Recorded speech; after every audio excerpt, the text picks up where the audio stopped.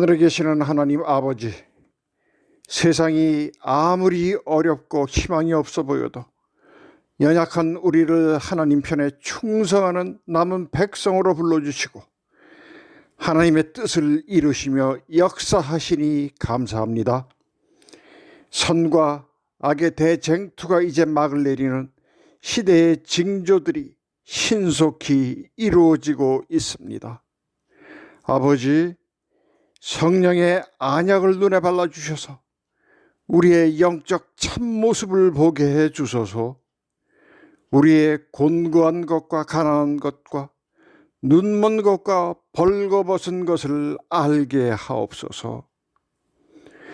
불로 연단한 금 같은 믿음을 주시고 벌거벗은 수치를 보이지 않게 주의 흰 옷으로 입혀주소서.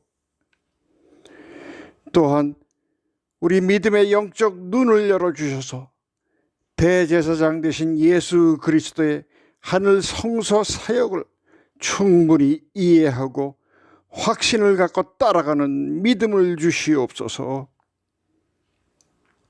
그리고 지성소에서 법계 위에 당신의 피를 뿌리시고 우리의 죄를 도말하시고 생명책에 우리의 이름을 새겨주시며 여호와 앞에서 성소를 정결케 하시는 우리의 대제사장 되신 예수 그리스도를 뵙게 하여 주시옵소서.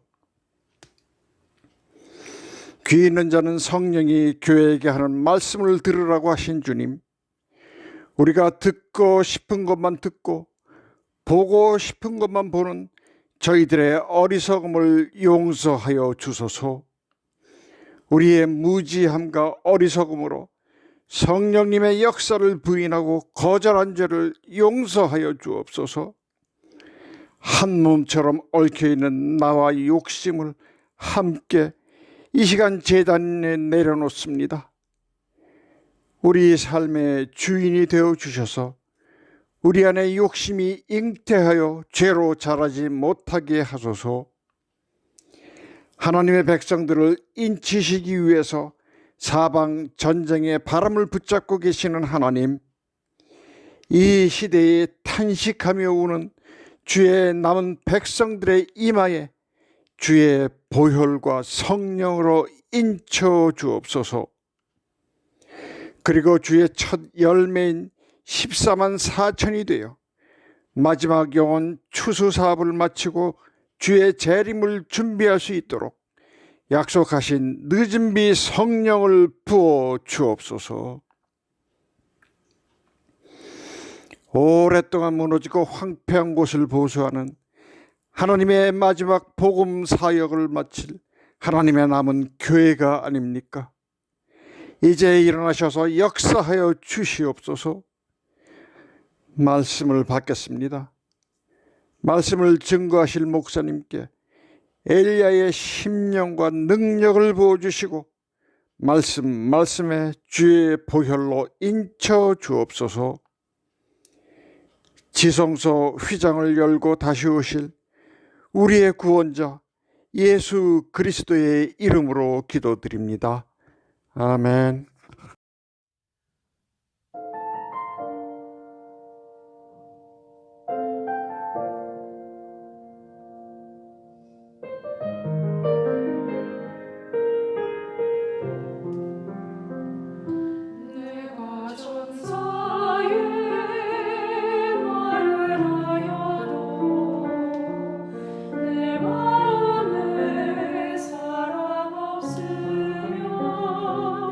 내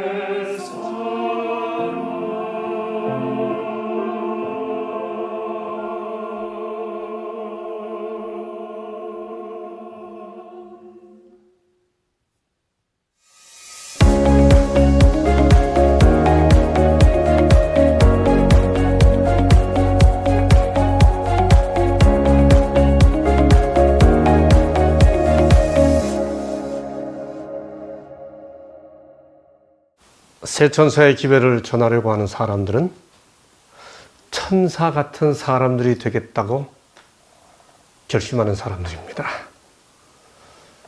성경은 분명히 그 기별을 전하는 사람들을 천사로 묘사하고 있기 때문이죠. 영원한 복음인 새 천사의 기별. 그래서 하나님을 두려워하며 그에게 영광을 돌리라. 이는 그의 심판의 시간이 이르렀다고 외칠 때에도 천사가 전하는, 천사 같은 사람들이 전하는 기별인 거지요. 오늘은 이 새천사 기별 집회 세 번째 시간으로 첫째 천사의 기별 중 뒷부분, 하늘과 땅과 바다와 물들의 근원을 만드신 이를 경배하라 라는 이 기별의 구체적인 의미를 살펴보도록 하겠습니다.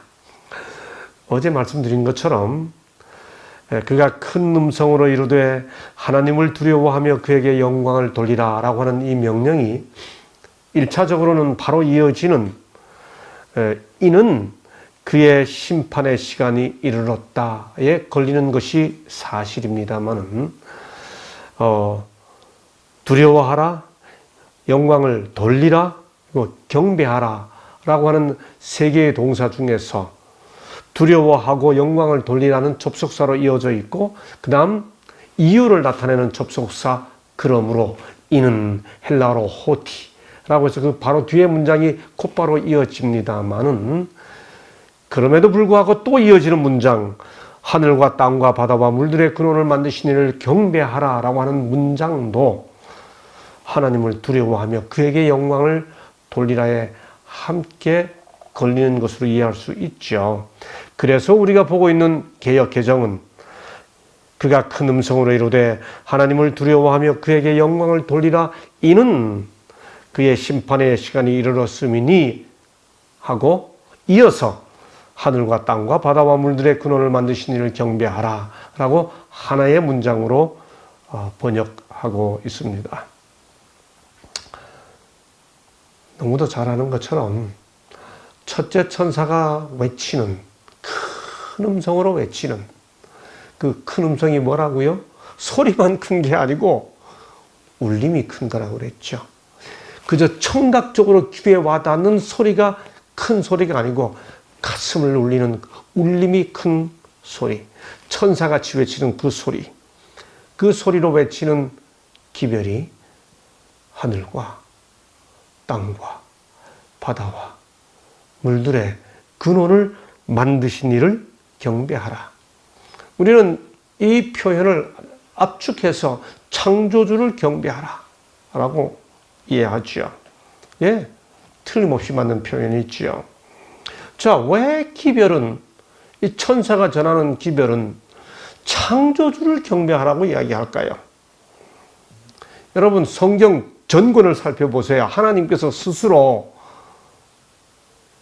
다른 많은 신들과는 달리 여호와 하나님이 참 하나님이라고 말씀하시는 하나님의 자기 존재 증명의 근거, 하나님이 이래서 내가 참 하나님이야 라고 말하는 그 하나님의 자증의 근거가 뭔가요?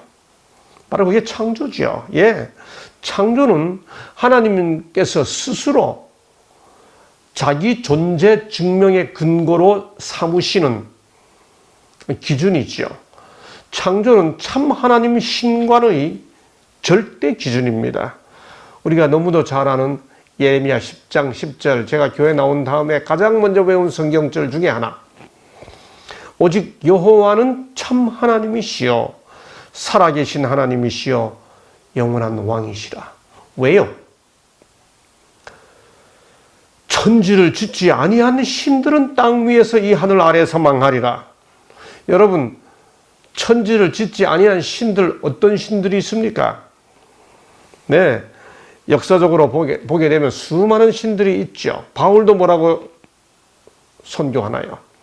비록 하늘에나 땅에나 신이라 불리는 자가 있어 많은 신과 많은 주가 있으나, 여러분 아시는 신들, 어떤 신들이 있어요? 한국의 신들만 해도 많죠. 옛적에는 성황당마다 신이 있었습니다. 예, 현실적으로 사람들이 주라고 부르고 신이라고 부르는, 그렇게 불리는, 어쩌면 이 표현 속에는 그 신들은 이미 참 신이 아니야 라고 하는 것이 전제되어 있는 표현이죠. 신이라 불리는 자가 있어 많은 신과 많은 주가 있으나, 그 다음 바울은 뭐라고 말합니까? 그러나 우리에게는 한 하나님 곧 아버지가 계시니, 그 하나님은 어떤 하나님이에요? 만물이 그에게서 났고. 여러분, 그러므로 창조신앙은 단순한 어떤 예배일을 결정하는 기준이 아니고요. 이건 신관의 문제입니다. 우리가 섬기는 신앙의 대상인 하나님이 어떤 분인지를 결정해 주는 문제인 거죠. 예, 인간의 역사는 어떤 의미에서 신의 역사라고 그러잖아요. 제게는 그래서 신사전이 꽤 많습니다. 메소포타미아 신사전도 있고요. 애굽 신사전도 있습니다. 바벨론의 주신인 마알둑, 이집트의 태양신인 라, 제우스를 성경에서 스스라고 번역됐죠. 제우스를 비롯한 그리스 로마의 12신, 주신입니다. 주요신. 그 외 신들 많죠. 많은 신들이 있어요. 동남아에 가면 신들이 뭐 너무, 파리도 신이잖아요. 모기도 신이고 별신이 다 있습니다. 여러분, 그런데 창조주 신앙을 외친 기독교 역사에서, 성경 역사에서 하나님이 창조주라고 하는 것을 선포했는데, 그 사람들이 다 하나님은 창조주라고 선포했으면 그들이 뭐예요? 새 천사의 기별을 외친 겁니다. 첫째 천사의 기별을 외친 거예요. 이건 기독교 역사를 이룬 바울의 사역에서도, 선교 사역에서도 그대로 나타나죠. 한번 살펴볼까요? 사도행전 14장 14절로 17절.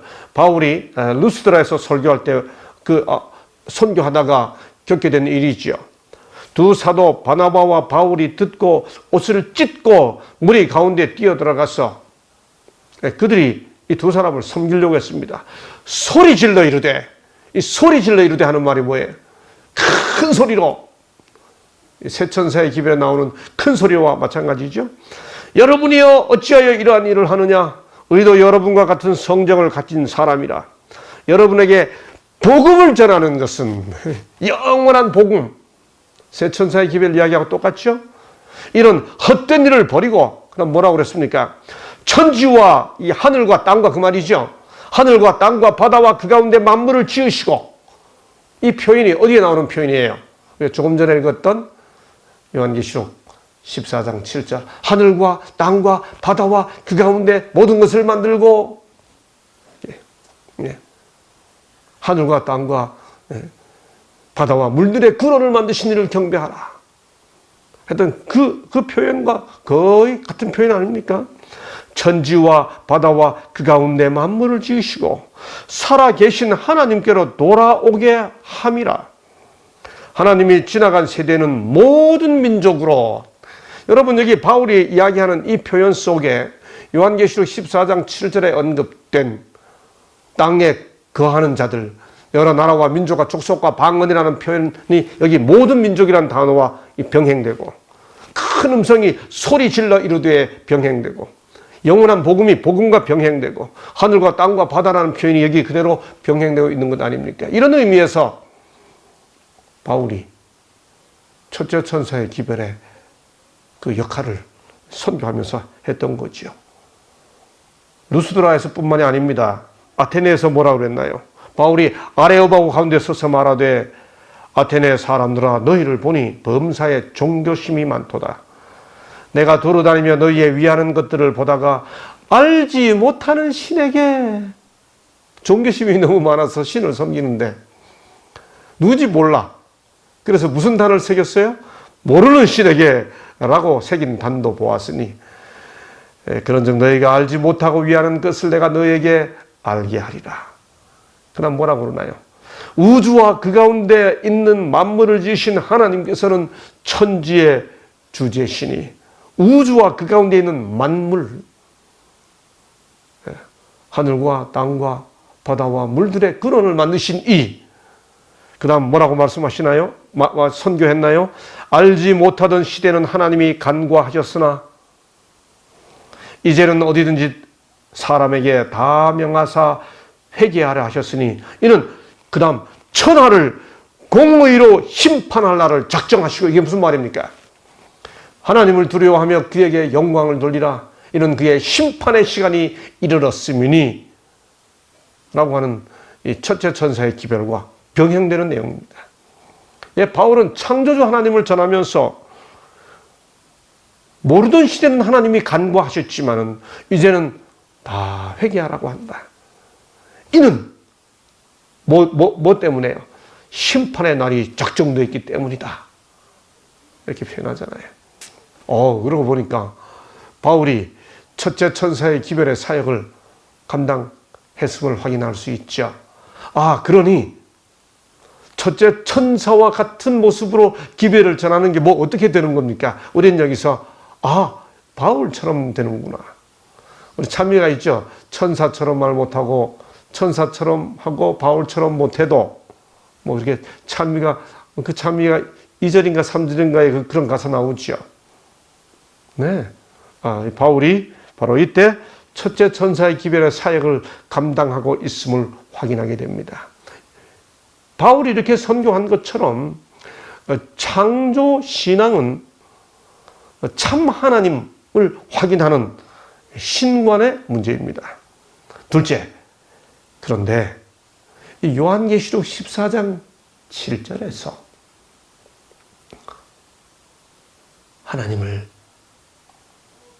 경배하라 라고 외친 것은, 14장에서 이렇게 외친 것은 13장과의, 요한계시록 13장과의 관계 속에서 확인해 봐야 합니다. 12장, 13장, 14장의 관계 속에서 14장 7절의 하늘과 땅과 바다와 물들의 근원을 만드신 이를 경배하라 라고 하는 이 기별을 그 맥락 속에서 이해하면 하늘과 땅과 바다와 물들의 근원을 만드신 이라는 표현은 특별히 경배의 근거로서 제시된 것임을 확인할 수 있습니다. 우리 잘 알고 있는 내용입니다. 확인하는 겁니다. 13장 1절에 보면 바다 짐승이 올라오죠. 13장 2절에 보면 용이 자기 능력과 보좌와 권세를 짐승에게 주지요. 3절에 보면 바로 그 짐승이 죽게 된 상처가 나았기 때문에 온 땅이 놀라서 따르지요. 그 다음 4절, 용이 짐승에게 권세를 주므로, 그 다음 용에게 경배하며 짐승에게 경배하여 이르되, 경배입니다. 이 짐승이 어느 정도로 권세를 받았죠? 성도들과 싸워 이기게 되는데 족속과 방언과 백성과 나라를 다스리는 권세를 받습니다. 그 결과 13장 8절, 창세 이후로 어린 양의 생명책에 이름이 기록되지 못하고 이 땅에 사는 자들은 다 그 짐승을 뭐하게 돼요? 경배하게 됩니다. 잘 아는 내용이에요. 경배의 이슈입니다. 그러다가 11절, 내가 보매 또 다른 짐승이 땅에서 올라오죠. 바다에서 나온 짐승, 땅에서 올라온 짐승, 양처럼 생겼는데 용처럼 말하죠. 이전에 개역 한글은 새끼 양이라고 그랬는데 이 개역 개정은 어린 양이라고 이 표현을 바꾸었습니다. 사실 헬라어 원어는 같아요. 양처럼 생겨서 용처럼 말합니다. 그런데 이 땅에서 올라온 이 짐승이 하는 일이 뭐죠? 그가 먼저 나온 짐승의 모든 권세를 그 앞에서 행하고 땅과 땅에 사는 자들을 처음 짐승에게 뭐하게 하니? 경배하게 하니. 역시 또 경배죠. 경배하게 하기 위해 무슨 방법을 씁니까? 14절. 짐승 앞에서 받은 바 이적을 행함으로 땅에 거하는 자들을 미혹하며 땅에 거하는 자들에게 이르기를 칼에 상하였다가 살아난 짐승, 바다에서 나온 짐승을 위하여 우상을 만들라. 잘 보세요. 아까 4절에 보면 용에게 경배하고 짐승에게 경배하죠. 그런데 땅에서 올라온 짐승이 세상 사람들로 하여금 처음 짐승에게 경배하게 하기 위해 우상을 만들죠. 15절. 그가 권세를 받아 그 짐승의 우상에게 생기를 주어, 예레미야에 보면 나중에 우리가 조금 더 지난 다음에 살펴보겠습니다만 우상은 기본적으로 생기가 없어요. 예레미야가 그 사실을 2번씩이나 강조합니다. 그런데 여기 보면 우상에게 생기를 줍니다. 그 짐승의 우상으로 말하게 하고, 또 짐승의 우상에게 경배하지 아니하는 자는, 자, 그러니까 요한계시록 13장에 보면 경배의 대상이 몇이에요? 용, 짐승, 짐승의 우상. 그렇죠. 여러분, 그런데 13장 6절 7절에 보면 짐승이 입을 벌려 하나님을 향하여 비방하되 그의 이름과 그의 장막 곧 하늘에 있는 자들을 비방하더라. 또 권세를 받아 성도들과 싸워 이기게 되고 그 다음 각 족속과 백성과 방언과 나라를 다스리는 권세를 받습니다. 여러분, 여기 족속과 백성과 방언과 나라라는 이 표현이 요한계시록 14장 6절에서 민족과 종족과 방언과 백성에게 전할 영원한 복음, 그 영원한 복음을 선포해야 할 대상으로 언급된 그 네 단어와 똑같은 단어입니다. 순서만 차이가 있어요.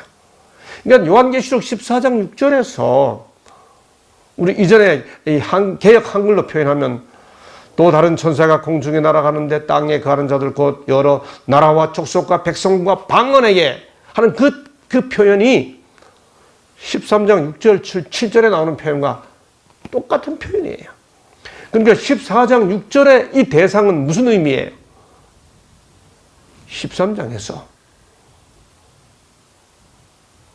짐승에게 완전히 장악되어 있던 그 사람들에게, 그들은 다 누굴 경배해요?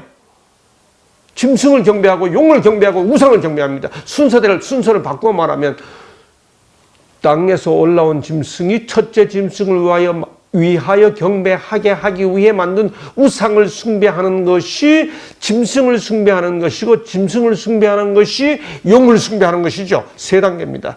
재미있게도 본문에 보면 양에게 경배하라는 말이 없어요. 양은 경배받는다는 표현이 없습니다. 제가 보기에는 이것도 작전이에요. 묘한 작전입니다. 양은, 땅에서 올라온 짐승은 나라와 족속과 백성과 방언으로 하여금 처음 짐승을 경배하게 하기 위해 우상을 만들 뿐 자기는 경배를 받지 않습니다. 사람들은 이 사실에 미혹될 수 있는 거예요.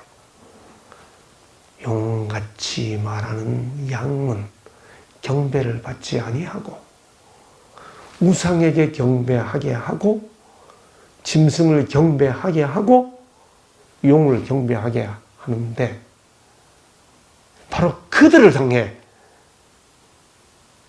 우상을 경배할 것이 아니고 짐승을 경배할 것이 아니고 용을 경배할 것이 아니고 하늘과 땅과 바다와 물들의 근원을 만드신 이를 경배하라. 이것이 요한계시록 14장에서 그 문맥 속에서 확인되는 하늘과 땅과 바다와 물들의 근원을 만드신 이를 경배하라는 말의 의미예요. 다시 말해 경배의 근거가 되는 거예요. 참 하나님을 판단하는 근거일 뿐만 아니라 이 계시록 13장, 14장의 문맥 속에서는 경배의 대상이 되는 것이 하늘과 땅과 바다와 물들의 근원을 만드신 이라고 소개되는 창조주 하나님이신 거죠. 자, 그러면 이제는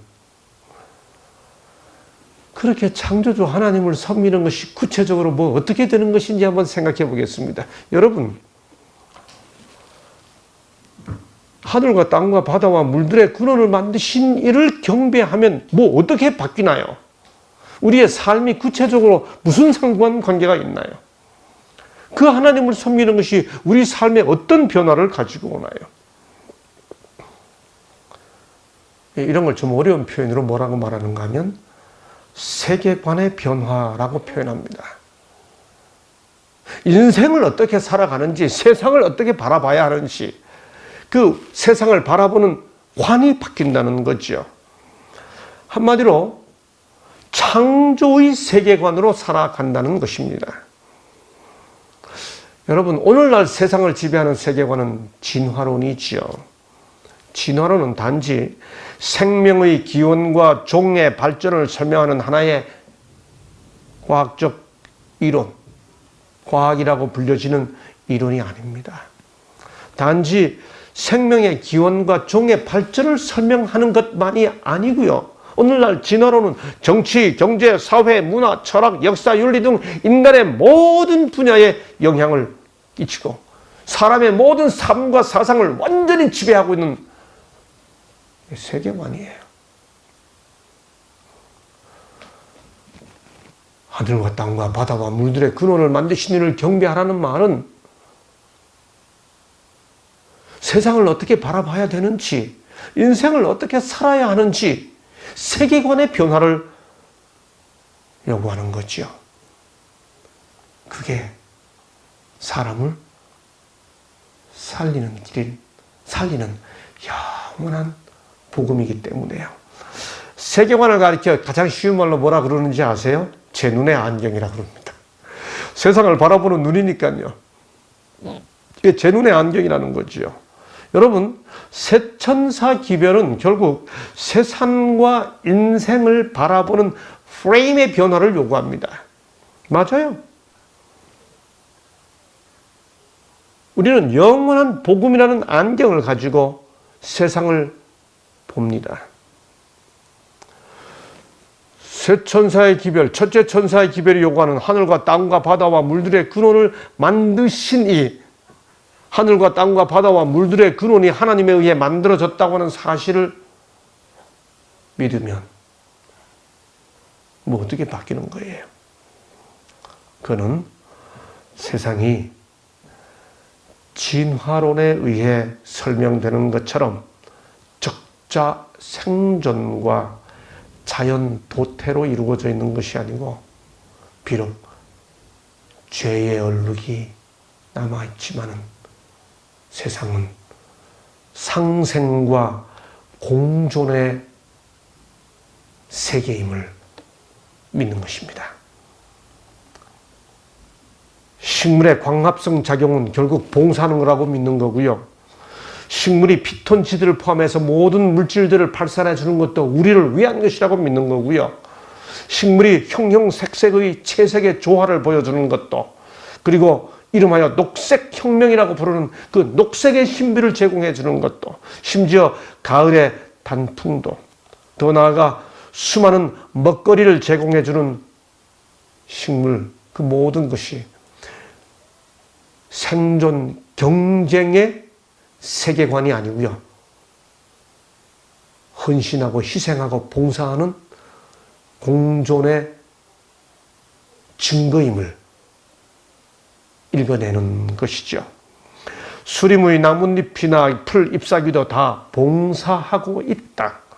온갖 수목과 관목과 풀, 잎사귀들은 사람이나 동물들에게 없어서는 안 될 생명의 요소를 발산하며 사람과 동물들은 그 대신에 수목과 관목과 풀, 잎사귀의 생명에 도움을 준다.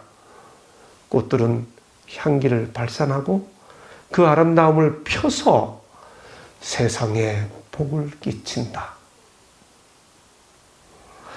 천연계에서 볼 수 있는 무수한 사물들에는 회복시키는 사랑이 나타나 있다. 하늘과 땅의 모든 사물은 생명의 대법칙이 곧 봉사의 법칙임을 말하고 있다. 주님께서 말씀하셨습니다. 오늘 있다가 내일 아궁이에 던지우는 들풀도 하나님이 이렇게 입히시거든 하물며 너희 일까 보냐. 하늘과 땅과 바다와 물들의 근원을 만드신 이를 경배하라는 말은 세상을 이렇게 바라보는 철학을 가져라 라고 하는 기별이고요. 바로 그 철학을 세상 사람들에게 천사의 심령과 권세로 나누는 것을, 전하는 것을 의미하는 것이죠. 하나님은 곧 사랑이시라는 문구는 방싯 피는 꽃봉오리마다 뾰족뾰족 돋아나는 풀상마다 기록되었다. 저 유명한 거의 모든 재림 청년들이 외우는 구절이잖아요. 공중을 즐거운 노래로 충만케 하는 아름다운 시들, 향기를 풍기는 연연하고 고운 꽃들, 이 모든 것이 하나님이 얼마나 자비로운 분이신지 자녀를 행복하게 하시려는 그분의 갈망을 증거하는 것이다. 첫째 천사의 기별을 전하고 읽으면서 이 사실을 우리 삶 속에 다시 한번 환기해야 하는 거죠. 식물들만 그렇습니까? 짐승들도 마찬가지입니다. 우리 미국에 계시니까 다 아시죠? 요세미티 파크의 늑대 14마리의 기적. 요세미티 파크가 다 망가져갈 때 서부에 계시니 더 잘 아시잖아요. 늑대 14마리를 투입했더니 생태계가 회복이 됐죠. 무슨 말이죠? 먹이 사슬이라고 표현하는 그곳에 종이 사라졌나요? 자연을 그대로 내버려 뒀더니 오히려 살아났어요. 심지어 죄의 흔적이 남아있는 그 세상에서도 생태계를 그냥 내버려 두면 가장 공존하기 좋은 조건으로 바뀐다는 거죠. 놀라운 기적입니다. 네.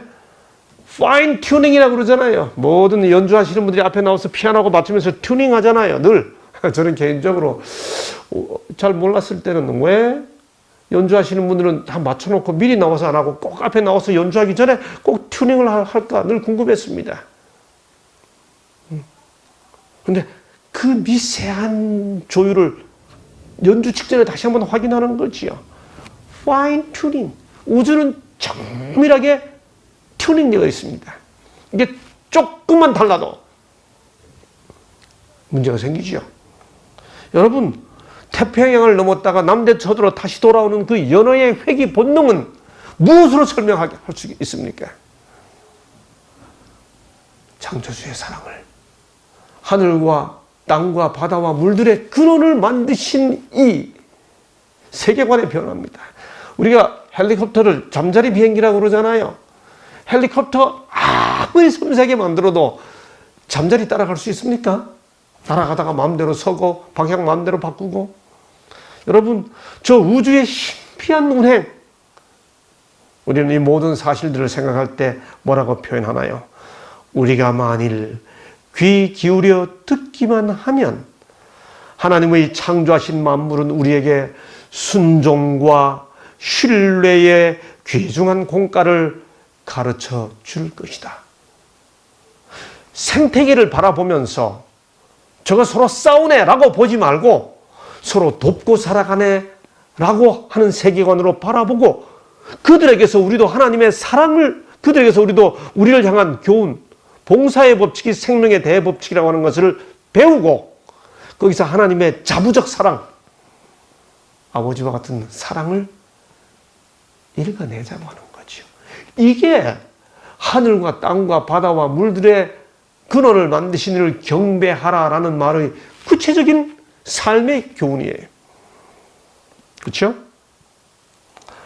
그분이 인간의 행복을 위하여 창조하신 아름다운 사물들을 볼 때 그들은 하나님을 부드럽고 사랑이 많으신 하늘 아버지로 인식하게 될 것이다.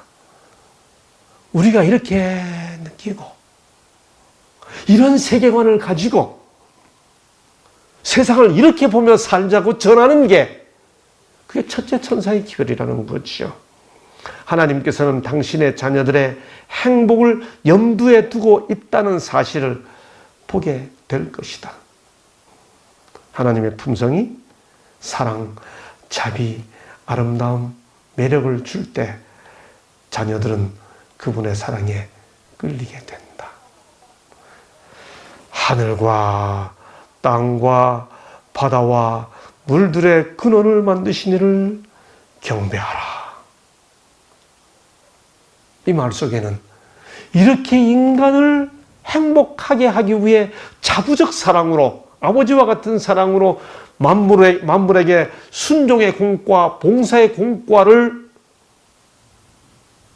배우도록 베풀어 주신 수많은 계시를 보며 살자라고 하는 것을 전한다는 거지요. 우리 그렇게 살아가야 되고 그렇게 살자고 전한다는 것을 의미하는 거지요. 그리고 그렇게 사는 사람들이 그렇게 살아간다는 표로 살아가는 삶의 사이클이 있습니다. 그게 바로 뭐죠? 그게 바로 안식일입니다. 여러분, 우리는 하늘과 땅과 바다와 물들의 근원을 만드신 이를 경배하라라는 말을 교리적으로 안식일을 지켜야 돼. 일요일 날 예배 드리지 말고 토요일 날 오전에 와서 예배 드려야 돼. 라는 교리로만 제안해서 전할 게 아닙니다. 이 기별은 참 하나님이 누구신지를 결정하는 신관의 문제예요.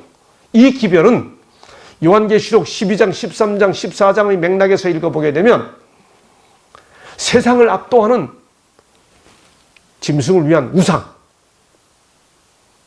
그 다음에 짐승, 그리고 그에게 권세를 주는 용을 경배하지 말고 하나님을 경배해야 된다고 하는 참 경배의 근거, 그리고 인간을 정말 행복하게 하기 위해 하나님께서 주신 세계관, 세상을 어떻게 바라봐야 하는지, 이 모든 것을 포함하여 이제 그 모든 것이 농축된 함께 모아진 근거로 그렇게 생각하며 그렇게 하나님을 경배하고 그런 눈으로 세상을 바라보고 그런 눈으로 인생을 살아가는 사람들이 그렇게 하는 표로 살아가는 삶의 사이클, 안식일 기별로 이어지는 거죠. 맞아요. 이 첫째 천사의 이 기별이 안식일을 전하라고 하는 기별인 것은 분명합니다. 하늘과 땅과 바다와 물들의 근원을 만드신 이를 경배하라. 안식일을 기억하여 거룩히 지키라. 이는 엿새 동안에 나 여호와가 하늘과 땅과 바다와 그 가운데 모든 것을 만들고 제7일에 쉬었습니다. 이 두 성경절을 비교만 해보아도 하늘과 땅과 바다와 물들의 근원을 만드신 이를 경배하는 구체적인 표현이 안식일을 기억하여 거룩히 지키는 것으로 나타나야 한다는 사실은 물어볼 필요도 없이 명약관화합니다. 예, 맞습니다. 우리는 그런 세계관으로 살아가는 사람들로서 그런 것을 그렇게 살아간다고 하는 그 삶의 내용을 삶의 사이클 속에서 안식일을 지키는 것으로 표현하는 거죠. 여러분, 그런데 이 기별이 서론에서 뭐라고 그랬습니까? 영원한 복음이라고 했습니다. 복음이 되려면 조건이 있습니다. 말할 것도 없이 그 내용이 행복해야 합니다. 두 번째는 전하는 자가 행복해야 합니다. 아무리 좋은 소식도 전하는 자가 당신 이렇게 안 하면 큰일 나? 이렇게 전하면 듣는 자에게 행복하게 다가가지 않아요. 내용이 행복한 기별, 영원한 복음인 복된 기별을 전하는 자가 복되게 전해야 합니다. 그래야 듣는 자들이 행복하게 되기 때문에 그런 거죠. 새 천사의 기별은 영원한 복음입니다. 복음은 행복한 소식이에요. 행복을 체험한 사람들이 그 행복한 세계로 초대하는 것이 복음입니다. 이 기별이 안식일 회복 기별이라면 이 기별은 단지 바른 예배일에 대한 이해나 특정 요일 예배로 초청하는 것을 넘어서 안식일 때문에 행복해진 사람들이 안식일의 행복으로, 그 행복한 삶으로 다른 사람들을 초대하는 것이 되어야 하는 거죠. 어느 날이 안식일이다 라고 하는 것이 옳다 그르다의 차원을 넘어 이 기별이 우리 삶을 참으로 행복하게 한다고 하는 고백과 경험과 간증의 이야기가 세상에 전해져야 하는 거지요. 만일 안식일에 내 발을 금하여 내 성일의 오락을 행치 아니하고 우리는 어쩌면 여기까지 읽고 이것만 강조했는지 모릅니다. 그렇게 한 목적이 뭐죠? 안식일을 일컬어 즐거운 날이다. 여호와의 성일을 존귀한 날이라 하여 이를 존귀히 여기고, 우리는 어쩌면 이 부분 빼고 그 다음 내 길로 행치 아니하며 내 오락을 굳이 아니하며 이것만 읽었는지 모르겠습니다.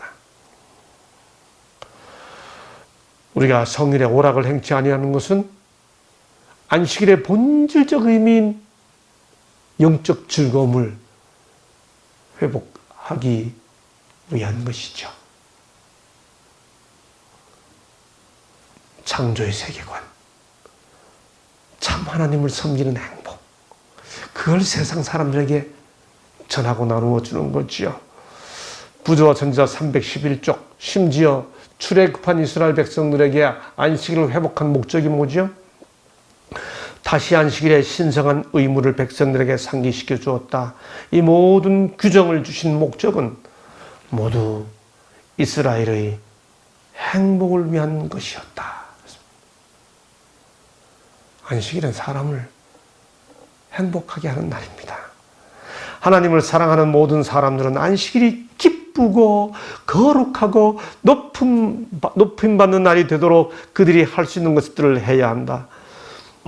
그날을 주일 중 가장 흥미로운 날로 만들 수 있다. 이렇게 할 때 자녀들에게 행복한 영향을 끼치게 될 것이다. 사실 제7일 안식일은 본질적으로 기쁜 날이고 즐거운 날이고 행복한 날입니다. 여러분, 인간에게 제7일 안식일은 사실 몇째 날이에요? 창조의 순서로 보면 여러분, 인간이 몇째 날에 창조됐어요? 모르세요? 너무 쉽죠? 인간이 몇째 날에 창조됐죠? 6째 날 창조됐습니다. 그리고 7째 날이에요. 여러분, 6째 날 창조된 인간에게 7째 날은 몇째 날이에요? 창조된 다음 날입니다. 이 날이 7째 날인 것은 첫날부터 존재하셨던 분에게 7째 날입니다. 예, 그래서 제7일은 우리의 안식일이 아니에요. 제7일은 우리에게는, 인간에게는 존재한 다음 날일 뿐이에요. 성경에서 뭐라고 말합니까? 제7일은 너희 하나님 여호와의 안식일입니다.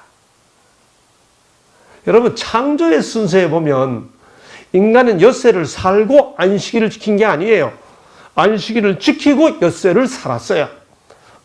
그렇죠? 본질적 의미로 창조의 순서 속에서 안식일은 존재를 찬양하고 감사한 그 영적 축복으로 엿새를 살아갈 영적인 힘과 축복을 받는 날입니다. 순서가 그렇게 되어 있어요. 범죄한 이후에 인간은 노동에 지치죠. 그래서 출애굽기 20장에서 안식일을 기억하여 창조를 기억하여 안식일을 거룩히 지키지만은 엿새 동안은 힘써 일하고 창조를 기념하여 지키라, 이렇게 권면하시죠. 근데 창조의 순서 속에서는 안식일은 인간은 안식일을 지키고 엿새를 살기 시작했습니다. 우리가 안식일을 맞으면 행복한 안식일입니다. 그렇게 표현하지요. 이걸 히브리어로 말하면 샤바트 샬롬 그럽니다. 이 샬롬이란 말은 행복한, 평화로운 이런 뜻도 있지만 완전한 그런 뜻도 있습니다. 완전한 안식일입니다. 창조가 온전합니다. 그런 뜻이에요. 여러분, 그렇기 때문에 안식일은 완전한 존재의 기쁨을 찬양하고 감격하는 날입니다. 우리가 함께 성전에서 안식일에 성도들이 모였을 때 하나님께서 창조하신 저 영혼이 얼마나 소중한 거, 얼마나 온전한 거, 이렇게 보는 눈을 연습해야 합니다. 하늘과 땅과 바다와 물들의 근원을 만드신 이를 경배하라. 예, 하나님께서 하신 그 창조 사역을 바라보라, 그 뜻입니다. 우리는 상당히 안식일을 오해합니다. 제가 늘 이 안식일 이야기할 때마다 자주 들려주는 노래, 아이들의 안식일 노래. 제가 볼 때 이 노래는 정말 잘못된 노래입니다. 우리들은 안식일을 손을 꼽아 기다려요. 얼마나 가사가 좋습니까? 멀리 가신 부모님을 두 손 모아 기다리듯. 거기까지는 좋아요. 우리들은 안식일을 손을 꼽아 기다려요. 멀리 가신 부모님을 두 손 모아 기다리듯. 그 다음 뭐죠? 엿새 동안 지은 죄를 모두 용서받으려고. 여러분, 이게 아이들의 안식일 노래입니다. 아이들 중에 엿새 동안 지은 죄를 다 용서받으려고 안식일을 기다리는 아이들이 누가 있어요? 또 이게 왜 매일매일 하나님 앞에 용서받지 않고 왜 다 모아가지고 안식일에 용서받습니까? 이거 이렇게 생각한 어른들이 자기들 생각으로 아이들 안식일 노래를 잘못 지은 거예요. 왜 엿새 동안 지은 죄를 모두 용서받으려? 그러니까 안식일 가면 죄 용서받아야지. 하나님께서 나를 창조하신 것을 감사하고 찬양하기보다 우선 회개하는 기도하고 필요하죠. 그런데 본질적 의미를 구현하지 못하는 거죠. 네. 왜 이렇게 됐을까요?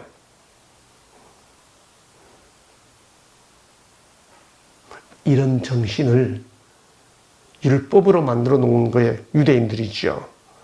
그래서 그들은 안식일에 안 해야 되고 수많은 규례들을 만들어 놓았습니다. 39가지 규례가 있었죠. 율법주의의 상징이 됐습니다. 여러분, 복음서 읽어보세요. 바리새인들이 예수님을 공격한 첫 번째 문제가 뭔지 아세요? 보시오, 당신의 제자들이 안식일에 하지 못할 일을 하나이다. 이게 바리새인들이 예수님을 공격한 첫 번째 문제입니다. 안식일에 뭐 하고 안 하고 이 생각으로 꽉 차 있었습니다. 사람들이 예수를 송사하여 물어 가로되 안식일에 병 고치는 것이 옳으니까? 하늘과 땅과 바다와 물들의 근원을 만드신 이를 경배하라라고 하는 이 기별이 안식일 기별이 맞는데 이 안식일 기별이 이렇게 되면 안 되잖아요. 예수님을 핍박하고 공격했던 유대인들처럼 되면 안 되는 거 아닙니까? 예수께서 가라사대 너희 중에 어느 사람이 양 한 마리가 있어 안식일에 구덩이에 빠졌으면 붙잡아내지 않겠느냐? 사람이 양보다 얼마나 더 귀하냐? 그러므로 안식일에 선을 행하는 것이 옳으니라. 여러분, 이건 너무 당연한 말 아닙니까? 그런데 이 말을 듣고 바리새인들이 나가서 뭐 하는가요? 바리새인들이 나가서 어떻게 하여 예수를 죽일고 의논하거늘 하늘과 땅과 바다와 물들의 근원을 만드신 이를 경배하라라고 하는 이 기별을 안식일을 지키라라고 하는 기별로 이해하는 것 맞아요. 그런데 안식일을 지키는 것에 어떻게 지켜야 되는가라고 하는 관심이 만약에 이렇게 됐어. 안식일에 선을 행하는 것이 옳으니라 라고 하는 예수의 대답을 듣고 예수를 죽이려고 의논했던 바리새인들처럼 된다면 이건 천사의 심령과 능력으로 전하는 기별이 아닌 거죠.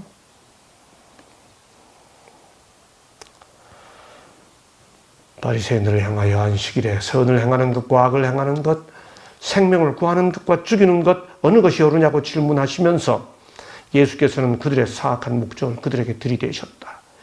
예수께서는 생명을 구하시며 사람에게 행복을 주시는 반면에 그들은 심한 증오심을 가지고 그의 생명을 노리고 있었다. 여러분, 하늘과 땅과 바다와 물들의 근원을 만드신 이를 경배하라는 이 기별이 안식일 기별로 전해지면서 사람들에게 행복을 주어야지, 그게 예수께서 전하시는 안식일 기별과 같은 첫째 천사의 기별이지, 만약에 바리새인들이 했던 것처럼 오히려 안식일을 지키지 않는다고 하는 그들의 판단 기준에 의해 예수를 죽이려고 의논하는 모양으로 간다면 그게 첫째 천사의 기별이겠습니까? 그 사실을 너무도 적나라하게 보여주는 것이 베데스다 연못가에 38년 된 병자를 고친 사건이었죠. 그날 그 안식일 후에 주님은 병자를 만나서 뭐라고 말했나요? 일어나 걸어라 라고 말했습니까? 일어나 자리를 들고 걸어가라고 말씀하셨습니다. 이 사건은 이 자리의 의미를 이해하지 못하면 예수님의 의도를 바로 이해하지 못합니다. 여러분, 38년 된 병자입니다. 38년 된 병자는 무슨 뜻이에요? 응급 환자가 아니란 뜻입니다. 그날 꼭 그 순간 고치지 않아도 된다는 뜻이죠. 그런데 주님은 38년 된 병자를 안식일에 고쳤습니다. 그것도 자리를 들고 가라고 명령하셨습니다. 여러분, 예수님은 38년 된 병자만 고치려고 한 게 아니고요. 안식일을 첫째 천사의 기별, 영원한 복음으로 전하지 않고 있는 바리새인들과 유대인들을 고치려고 하신 겁니다. 그래서 자리를 들고 가라고 말씀하셨습니다. 시대의 소망에 뭐라고 말씀했죠? 예수께서는 안식일을 축복은커녕 저주가 되게 만든 이 무거운 짐이 되는 요구사항들로부터 안식일을 자유롭게 하려고 오셨다. 이런 이유로 베데스다에서 치유의 일을 행하시는 날로 안식일을 선택하셨다. 예수께서는 주일 중 다른 날에도 병자를 고치실 수도 있으셨을 것이며 그 병자에게 자리를 가지고 가라고 명하지 않으시고 단지 고쳐주실 수 있었다. 그러나 예수께서는 큰 역사를 공표하기 위하여 그의 자리를 들고 시가를 통하여 다니라고 명하셨다. 예수님처럼 이렇게 하는 게 첫째 천사의 기별을 전하는 겁니다. 하늘과 땅과 바다와 물들의 근원을 만드신 이를 경배하라는 그 정신을 바로 전하는 거죠. 예수께서 그걸 다 보여주신 겁니다. 그 사람이 곧 나와서 자리를 들고 걸어갑니다. 이날은 안식일입니다. 유대인들이 이렇게 묻죠. 병난 사람에게 이르되 안식일인데 내가 자리를 들고 가는 것이 옳지 아니하니라. 여러분, 38년 된 병자가 나았는데 38년 앓던 병에서 나은 그 사람보다 그가 들고 가는 자리가 먼저 보이는 이 병든 사람들을 어찌해야 합니까? 그 사람이 보이지 않고 그 자리가 보이는 이 사람들, 그것이 자기들 방식대로 하는 것이 하늘과 땅과 바다와 물들의 근원을 만드신 이를 경배하는 것이라고, 안식일을 제대로 지키는 것이라고 생각하고 있는 이 병든 사람들을 주님은 고치시고자 하신 겁니다. 이게 첫째 천사의 기별입니다. 그러므로 안식일에 이러한 일을 행한다 하여 유대인들이 예수를 박해하게 된지라.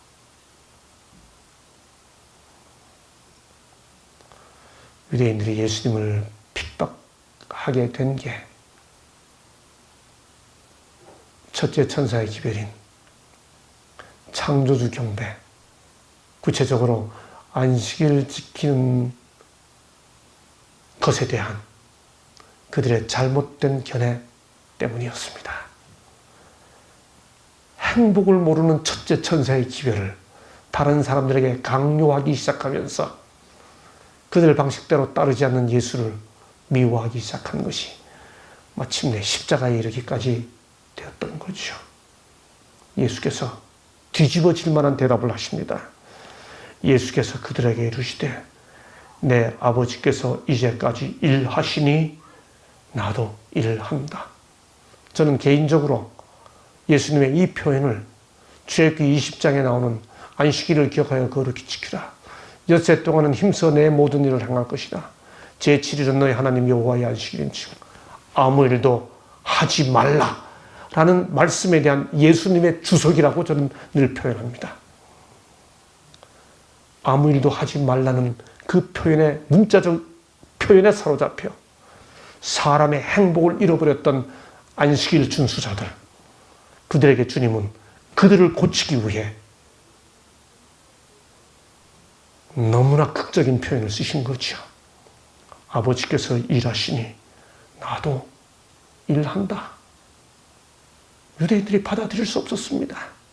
여러분, 우리가 첫째 천사의 기별이 안식일 기별이라고 말하려면 안식일에 대한 예수님의 이 표현을 이해해야 합니다.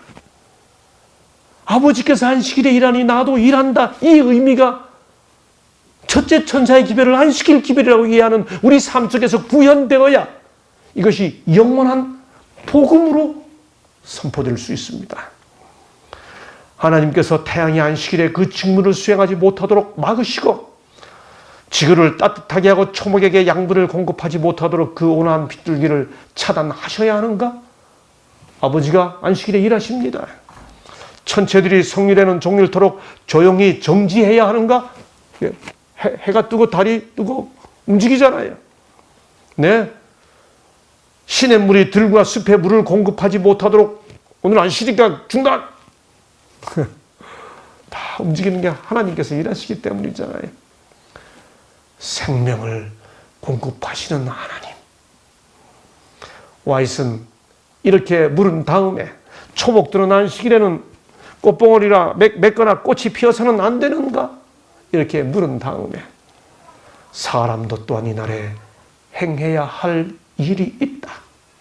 병자는 돌보아야 하며 곤핍한 자들의 필요는 공급해 주어야 한다. 안식일에 고통하는 자들을 구하기를 게을리하는 자에게 죄 없다 하지 않을 것이다. 나는 오늘 이 일을 못합니다 라고 이야기할 때 왜 교회 가야 됩니다 라고 말하지 않고 그건 너무나 당연한 것이고 여기 이 표현대로 저는 안식일에 돌보아야 할 사람이 있기 때문입니다 라고 말해야 되지 않을까요? 이게 영원한 복음의 방식으로 온 세상에 천사의 모습으로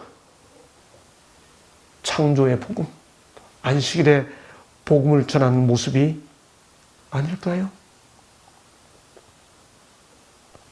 그렇습니다. 하나님은 안식일에 일하십니다. 그렇습니다. 예수님도 안식일에 일하십니다. 그래서 저도 안식일에 일하고 싶습니다. 예수님이 그들에게 대답하셨던 그 방식 그대로. 그래서 사람들에게 저희를 보니 오늘이 예수께서 일하시는 날이구나. 예수께서 나를 살리는 날이구나 하는 것이 느껴지게 되었으면 좋겠습니다. 이것이 영원한 복음으로서 창조주를 전하는 모습, 안식일을 전하는 모습, 안식일의 복음을 전하는 천사 같은 사람들의 모습이 아닐까요? 주님이 안식일에 사람들을 행복하게 하는 일을 하시는 것처럼 우리도 안식일에 남을 행복하게 하는 일을 해야 할 것입니다. 개인적으로 제가 참 좋아하는 한국 말이 있습니다. 살림살이라는 단어입니다. 아내와 함께 40여 년 가까운 삶을 살아왔습니다. 아무리 피곤해도 아침에 일어나서 밥하는 아내의 모습을 보면서 감동받기 시작했습니다.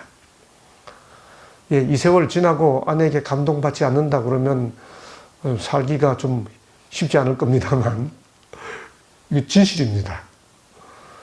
감기가 걸려서 힘든데도 일어나서 아침을 준비합니다. 여러분, 그렇게 주부들이 가족을 위해 사는 삶을 뭐라고 표현하나요? 살림살이라 그러잖아요. 이 단어는 너무 아름답습니다. 살림살이.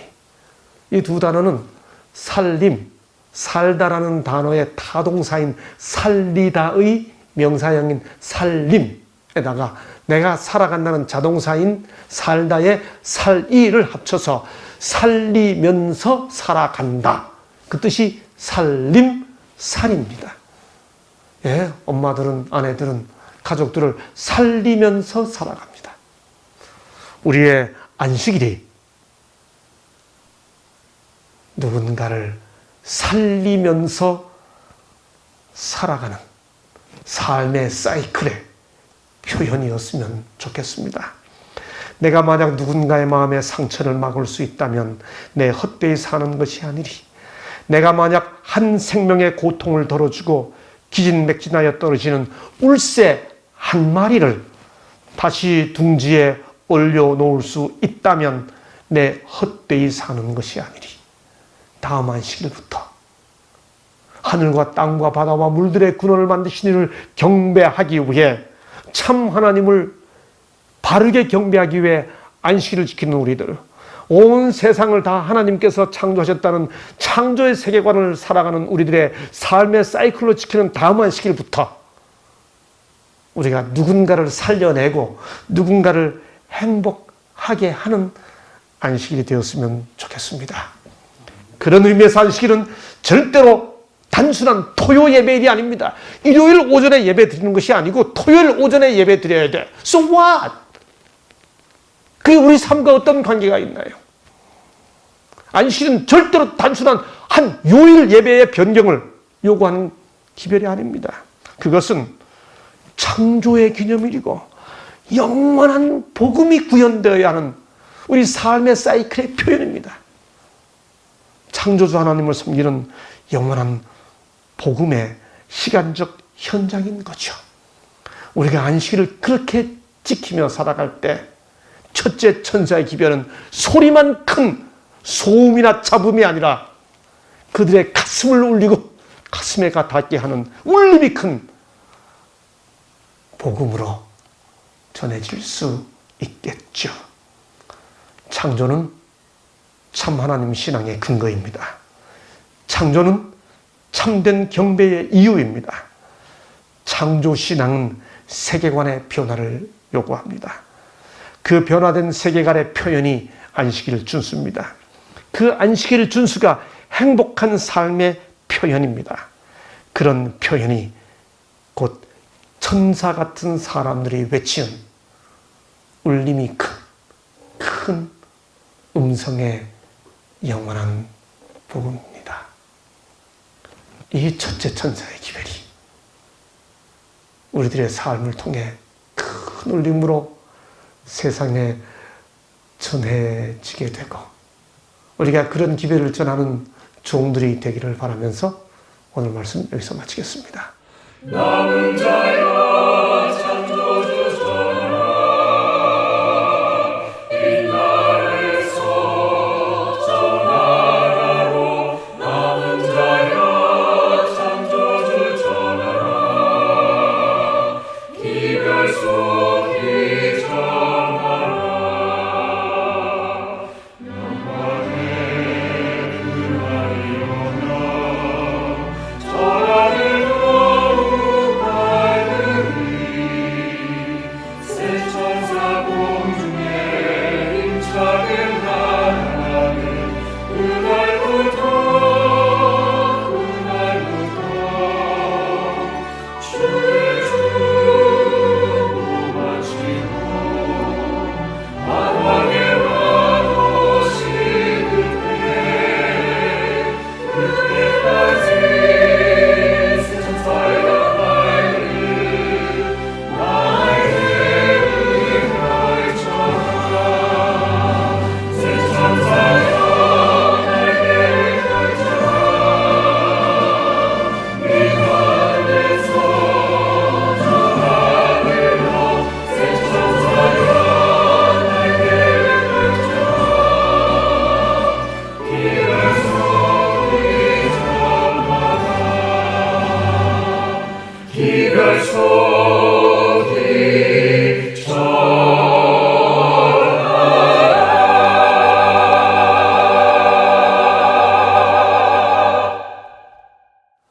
아버지 하나님, 연약한 우리들을 불러주셔서 창조주 하나님을 섬기는 복된 백성 삼아주신 것 감사합니다. 이 기배를 통해 우리가 누구인지를 알게 됐고, 이 기배를 통해 하나님의 보호의 울타리 속에서 여기까지 살아올 수 있었습니다. 주님 때문에, 기별 때문에 행복할 수 있음을 인해 주님께 찬양과 감사를 드립니다. 아버지, 이제 이런 눈으로, 이 기별의 눈으로 세계와 인생을 바라보게 해주시고, 그렇게 세계와 인생을 바라보면서 하나님의 사랑이 얼마나 아름답게 나타나 있는지, 주님의 자부적 사랑이 얼마나 나를 향하고 있는지를 체험하여 그런 삶의 모습이 안식일을 지키는 나의 모습 속에서 아름답게 존귀하게 나타나고, 그 모습이 우리가 전해야 할 여러 나라와 족속과 백성과 방언들에게 큰 울림으로 다가가는 행복한 기별이 되도록 성령께서 저희와 함께해 주옵소서. 창조의 복음, 안식일의 복음을 허락해 주신 것 다시 한번 감사를 드리오며 예수님 이름으로 간절히 기도하옵나이다.